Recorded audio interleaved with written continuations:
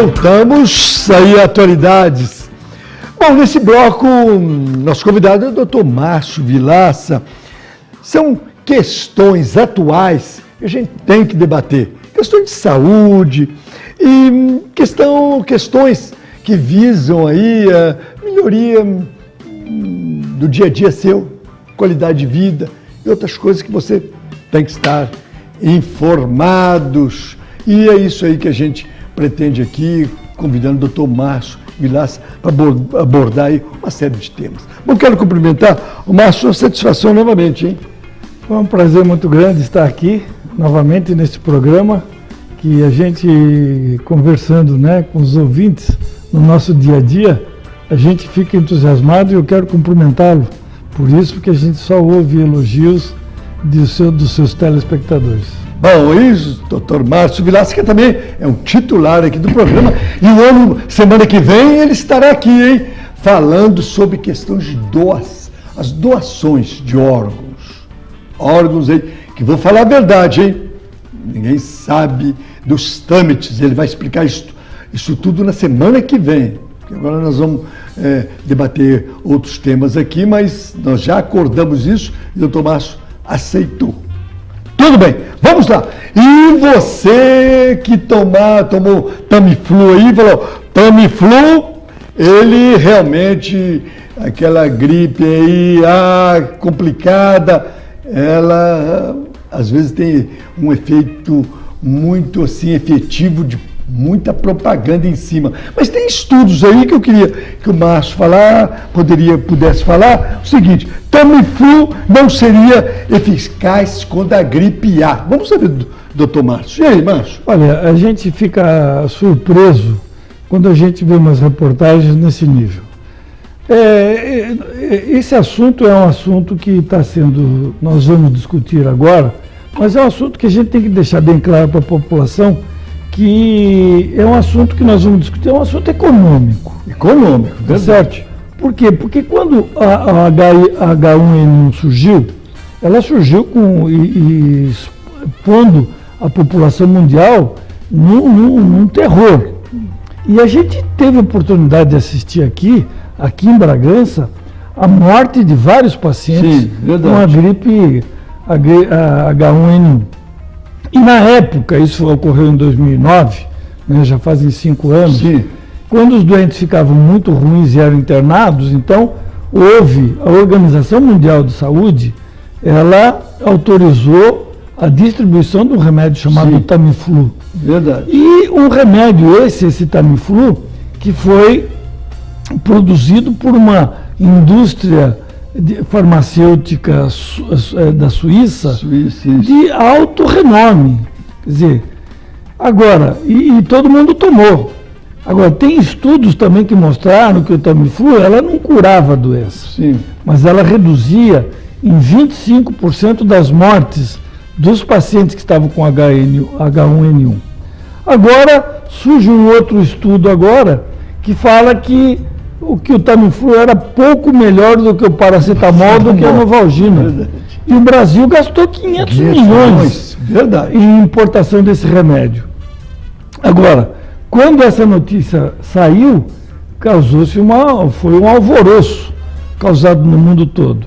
Então, estão sendo produzidos outros estudos para ver se foi eficaz ou não.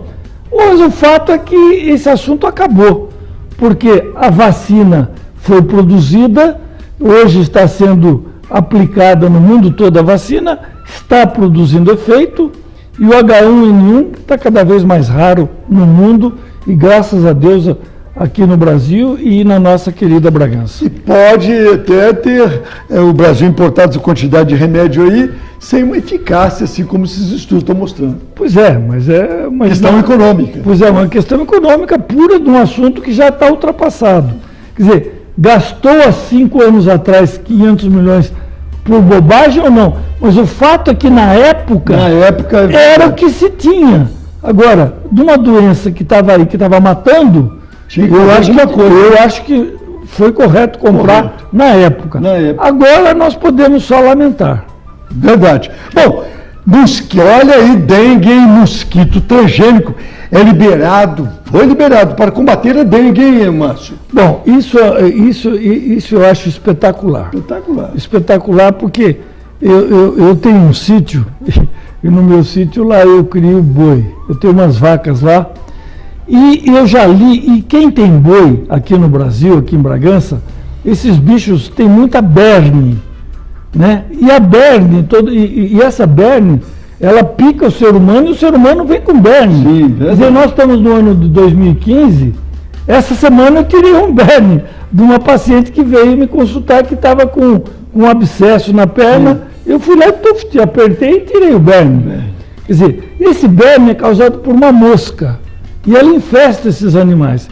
E nos Estados Unidos foi criada uma mosca que copulava, que cruzava com essa mosca do berne e produzia uma mosca infértil, e eles acabaram com o berne lá nos Estados Unidos.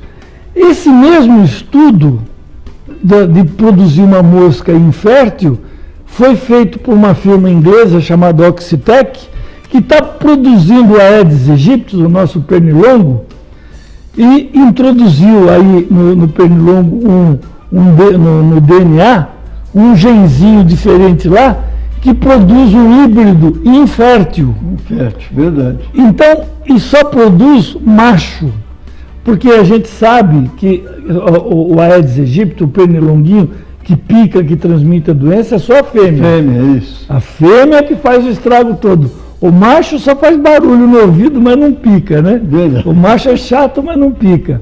E a fêmea pica. Então, o que eles estão fazendo? Estão produzindo esses machos inférteis e vão soltar, tomara que a Anvisa libere isso logo, verdade. porque isso daqui já foi comprovado, fizeram um estudo em Juazeiro, na Bahia, e o que acontece? Eles soltam muitos mais pernilongos machos transgênicos do que os selvagens.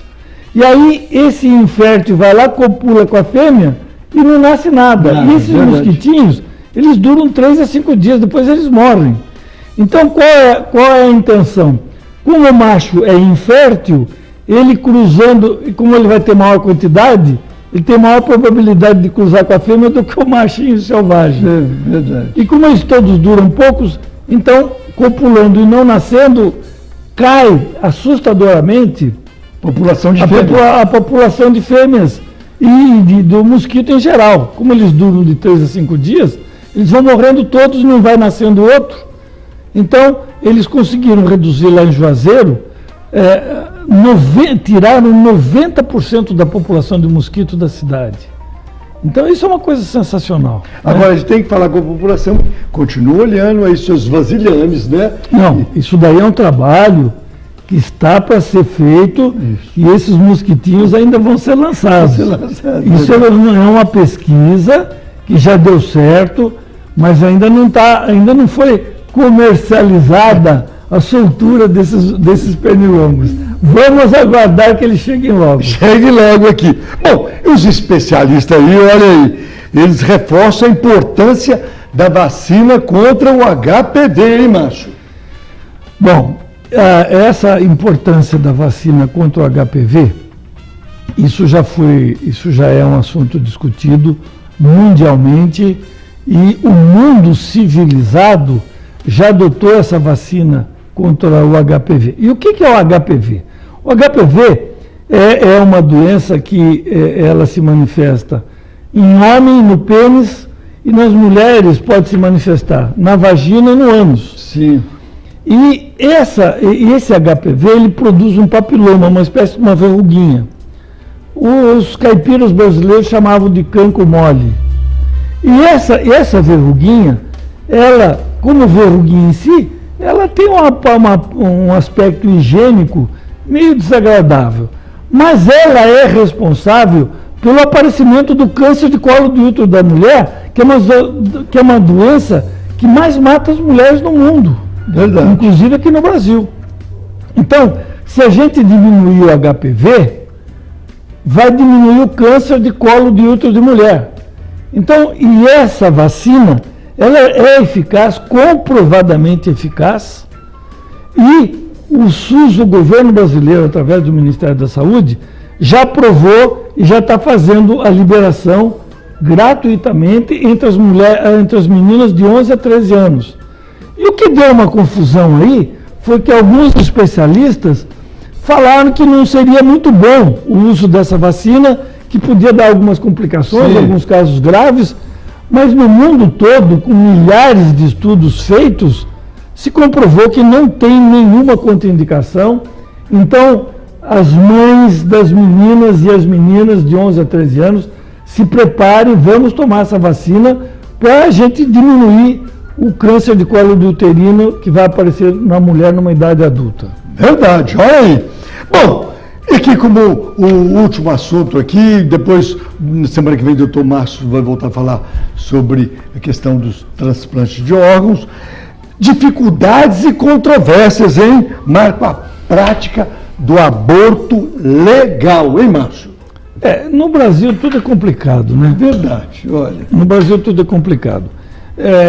Nós somos um país de terceiro mundo, nós somos um país subdesenvolvido, nós somos um país que a gente tem um índice de analfabetismo muito grande e existe... Eu não estou me colocando aqui nem a favor nem contra o aborto. Nós estamos discutindo aqui o que está acontecendo. Sim, verdade. Porque tem países, nos países desenvolvidos, o aborto é permitido. Mas aqui no Brasil a gente tem um aspecto religioso, que tinha gente aí que era a favor do aborto, mas na véspera da eleição, né?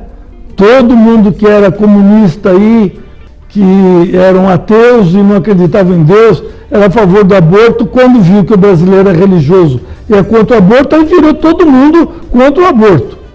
Essa é a verdade do país subdesenvolvido. E por que eu estou falando isso? Porque esse ano é de eleição e a gente tem que ficar preparado para essas demagogias que vão chegar já. Depois da Copa do Mundo, a gente vai ser... como tem a Copa do Mundo esse ano, que vai acabar em julho, então não vai se falar de eleição até a Copa do Mundo. Mas acabando a Copa do Mundo, vai haver uma catarata aí uma catarata, vamos dizer, pornográfica aí de assuntos aí que... Variados que vão enganar o povo brasileiro mais uma vez. Então, para a gente ficar atento nessa conversa aí. Agora, o que está acontecendo com o aborto? Existe na lei hoje o que se pode fazer aborto no Brasil. Foi aprovado uma lei que a mulher que ficou grávida de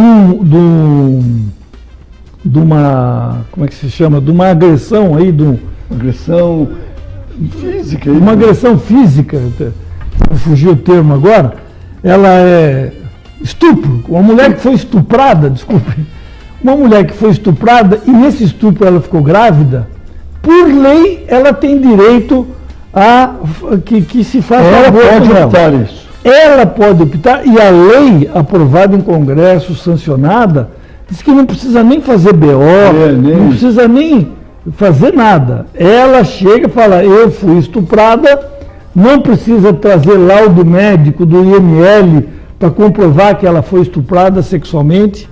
É a vontade dela. Agora, as dificuldades existem.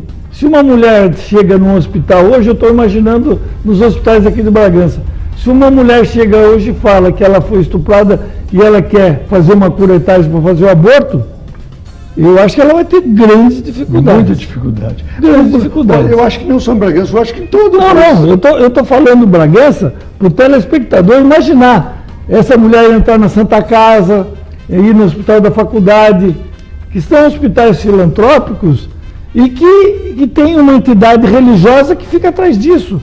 Será que ela foi estuprada? Será que não foi? E o médico que médico que vai fazer essa curetagem? Tem médico que é muito religioso, tem médico que não é muito religioso. E então, o médico também pode... O médico pode ele falar, não, eu não faço aborto. E ele tem todo o direito de não fazer. O anencefalo, isso aí... Então, só para a gente acabar esse assunto, então, as dificuldades existem muito grandes, porque o aborto hoje no Brasil, apesar de tudo, é um assunto que ele procura ser evitado. Embora a hipocrisia fale mais alto. Porque esse assunto que eu estou falando agora de aborto é um assunto que, quando é falado, parece que é uma coisa muito séria, que todos nós aqui no Brasil somos população é muito séria e é proibido fazer aborto. E é um dos países com o maior número de abortos que fazem no mundo. Clandestinos. Então não pode discutir porque é pecado, a religião não permite. Mas todo mundo faz escondido. Todo mundo é uma maneira de dizer. Mas o maior número de abortos clandestinos que existe no mundo, o Brasil está sempre lá nos primeiros lugares. Tá certo. Bom, é isso aí. Ô Márcio, semana que vem então vamos falar sobre os transplantes de órgãos, hein? Estamos às ordens do seu programa, desse belo programa, às ordens dos telespectadores, esperando continuar discutindo aqui, sempre esperando que os telespectadores aprendam um pouco sobre esses aspectos de saúde que a gente vem falar aqui com vocês com imenso prazer. Boa noite a todos. É isso aí, doutor Márcio Vilaça, semana que vem, falando aí sobre transplantes de órgãos. É um assunto interessante e que todos deveriam ser assim, informados, porque em determinado momento a coisa pode ter um caráter educativo assim e contribuir e muito para salvar vidas, hein, Márcio? Eu acho importantíssimo. A gente tem acompanhado alguns casos de doação de órgãos aqui na faculdade e frequentemente nós temos mortes aí aqui na faculdade e vem as equipes aqui de captação de órgãos e a gente tem contato com eles. É uma coisa muito séria, muito séria, muito bonita, tecnicamente muito bem feita e a gente vai discutir sobre isso. Tá certo. Bom, é isso aí, agradeço, doutor Márcio. Márcio, até semana que vem. Se Deus quiser, estaremos aqui com vocês. Será um imenso prazer estar de novo com os nossos telespectadores. Boa noite. É isso aí. Bom, nós vamos a um breve intervalo e voltamos já que o Carlinhos já está pronto aqui com aí o show da noite, hein? Já já.